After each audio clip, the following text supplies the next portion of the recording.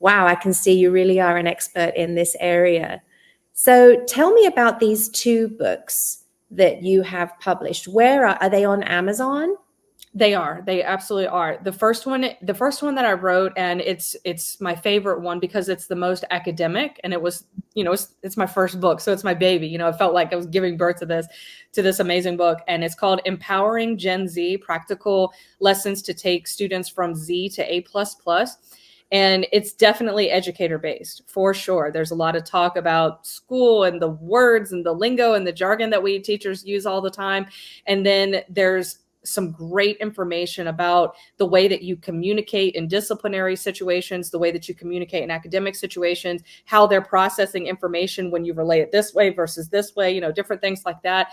And it's very nuanced. It's definitely not anything that you'll find in any other education textbook that you would read. It's very personalized and tailored to teachers of Gen Z. So right now, that would be your high school teachers and your college professors, because they're starting to phase out of the education system. Right, right, right. And then your second book, did you do it exactly the same way? I didn't have to go through the course for the second Mm. book because I understood, once I went through that, how to put it together, and I already had a pretty good idea of what I wanted to write about. The Mhm. second book it's very close to my heart because it has more to do with that day in the classroom where I was giving some kind of motivational speech to the students, because at that time they really needed something to uplift their spirits. I mean, it was Right. not easy to teach during that time at all. And so I had this idea in the classroom that each day I would give them a motivational lesson for life. And so I think I went up to like day 48 or something like that, because we had classes, not every day, but every other day.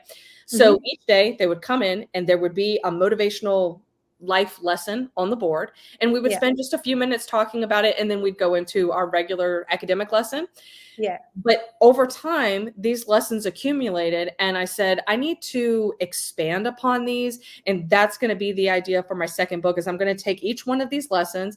And yeah, the funny thing is somebody actually came in my room. It wasn't a student. I think it may have been somebody who was cleaning the room or something.